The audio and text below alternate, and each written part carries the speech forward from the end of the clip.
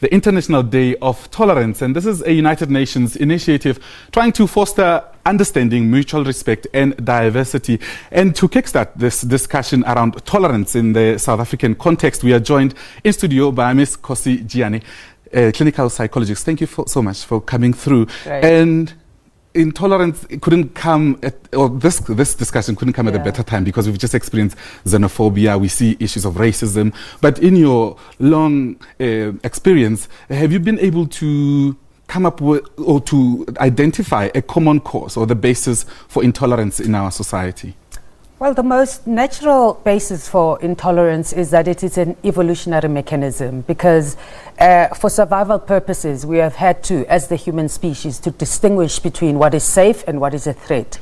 And so in its natural basis, it is not a bias that is intended to act in threat of the survival of the species, but rather it's supposed to enhance our survival. But then it obviously has its social, political connotations, religious, and so on, that then evolve beyond just the natural survival instinct. And speaking of the social and political differences South Africans have, because we've got a layered and complicated history, We do. what do you think, or who do you think is responsible for sensitizing citizens about how to be tolerant, or tolerance to be expressed all the time? Whose responsibility is that? I think it is a social responsibility through all the institutions of society that are responsible for socialization. So in our first and most primary context of socialization is our family of origin, so significant others from our early on upbringing, because we as the human community are socially scripted,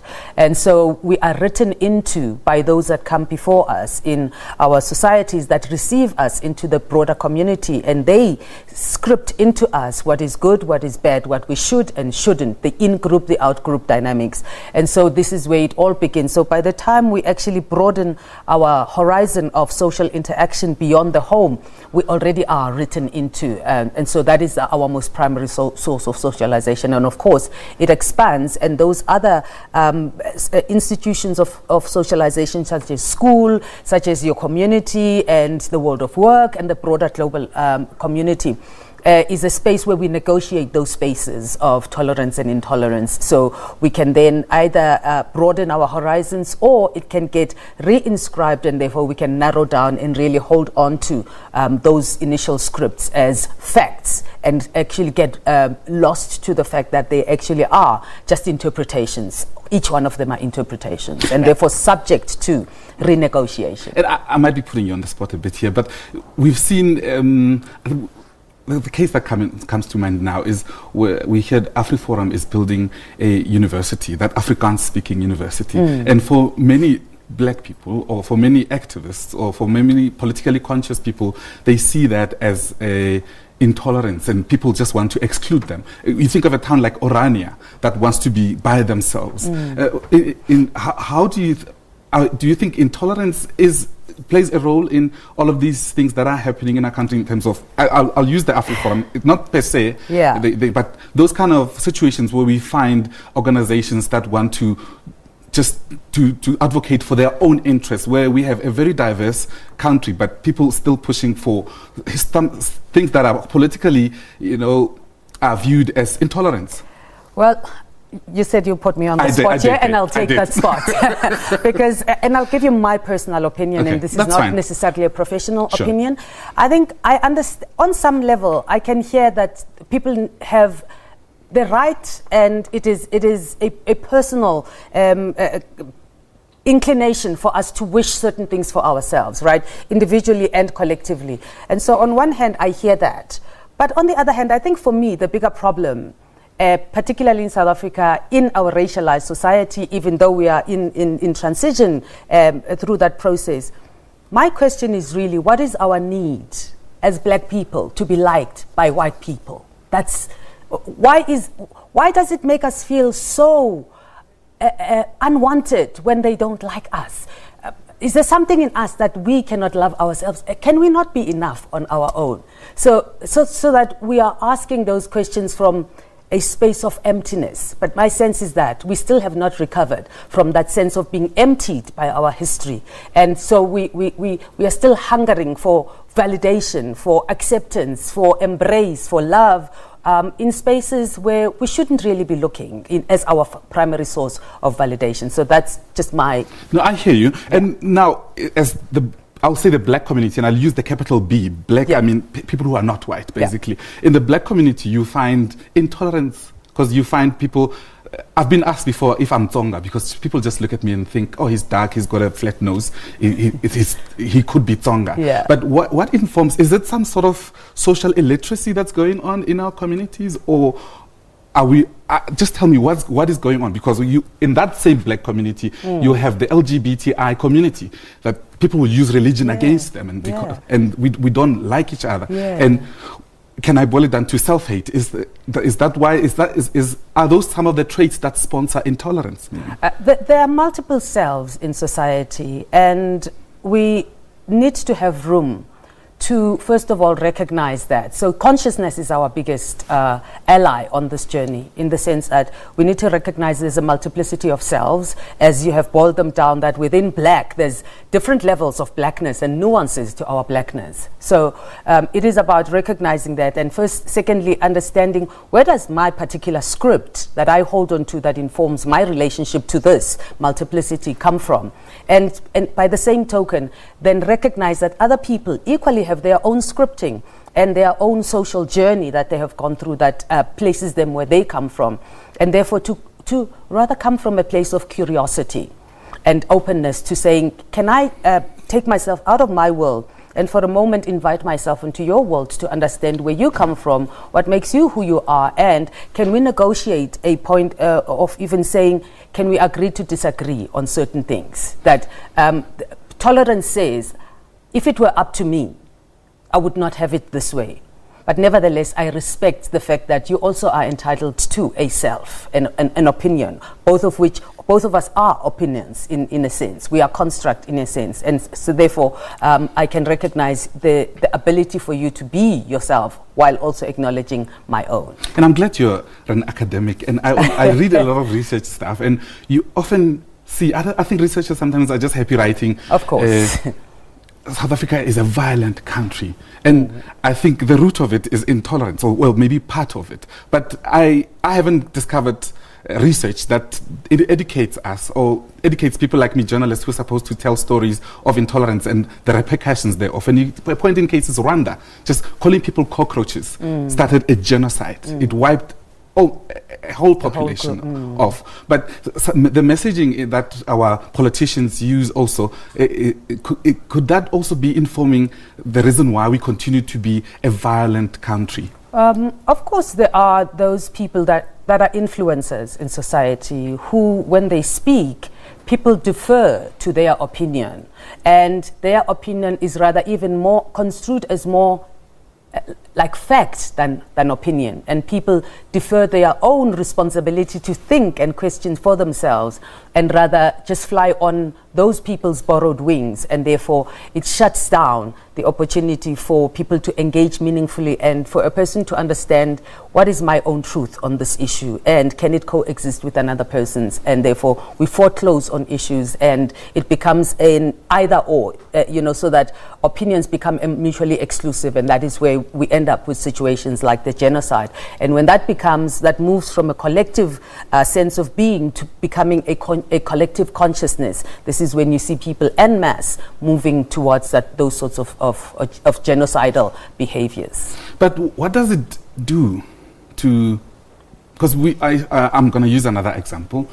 We saw when the Springboks came back, and the country is very racially polarized, and there couldn't have been another way to find out than when the Springboks came back that other people were saying. We saw EFF, Julius Malema tweeting, not even him, we said in Lozi saying, congratulations to Siya Kolisi, and the rest can go to the other place, the prince, to get their congratulations. But what does that do to the psyche of a nation when a party like the EFF has such a massive following? Well, on the one hand, it says it is not business as usual. It is not all glory days as we would like to. So there's many discourses that are competing for social consciousness, for the social space, for the individual mind. And so there are multiple voices. So in the same breath that there has been so much celebration and jubilation, you've seen people at bars, at restaurants and places for a moment forgetting about our racial polarization and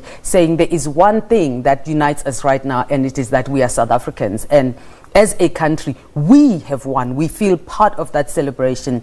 And yet within that, as a mass consciousness, there are also other voices that will speak to the contrary. And so it is those are the spaces we are constantly navigating around, moving forward in terms of change, but also the resistance to the change. So in society, there's always in social evolution that negotiation between consistency with the past and evolution moving forward and leaving that behind. But now I'm sure you deal with clients one-on-one, I think, and maybe sometimes groups. But now we have 57 million people racially polarized, and we have racially diverse. I wouldn't necessarily say racially polarized. Oh, we can debate that another day. Within our diversity, there is polarization, okay, but our starting point is diversity. Okay, you win this one. Okay. Yes. But you know, there are national projects that did not really have a serious impact in uniting us as a country, like the Truth and Reconciliation Commission.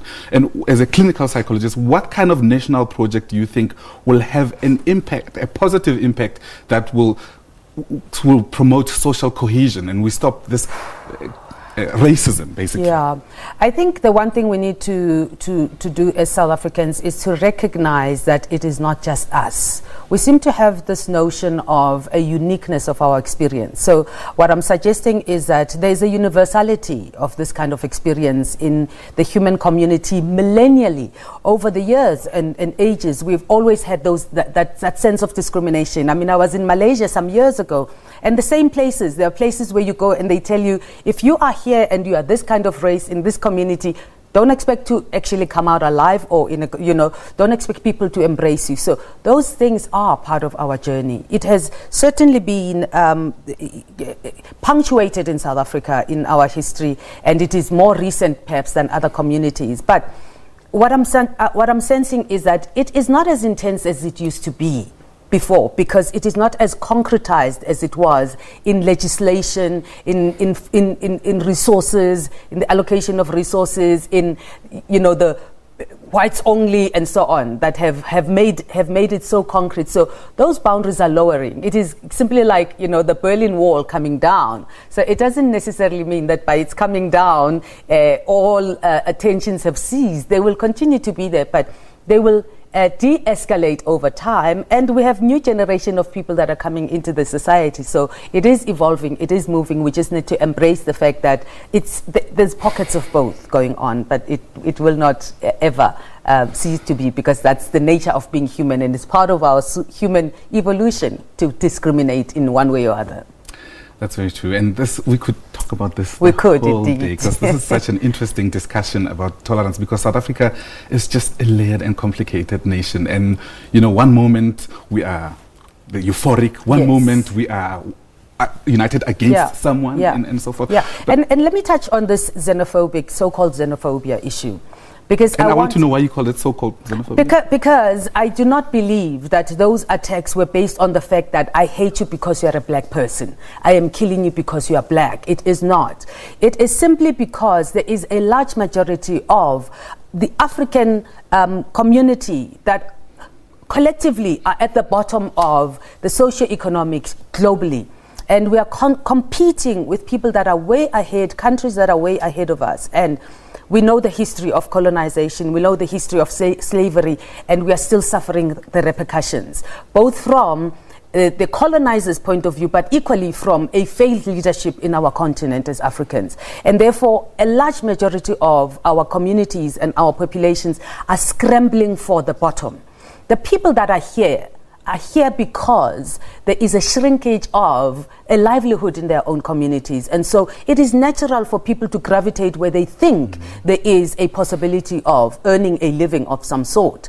And Of course, there's always less resources than there are people. The African population, is far bigger than the resources that are available. And so there is a scramble. It is a socio-economic issue. It is not a racial issue. Because if you take the fact that at universities, there are students from all African countries and all global countries. We are not fighting at those places. In our workspaces at the professional level, we work with people from all over Africa. Nobody is fighting because it's a different space. But at the bottom, where the number exceeds the resources, there is a scramble. And it there is are less not educated people. Exactly, it is not a xenophobic issue. That just is the tip of the iceberg. It shows up because we are embodied selves, and our embodiment says we are black, we are African, and therefore that becomes the easiest hook to which we pin this whole issue. It's a far more complex issue than just xenophobia.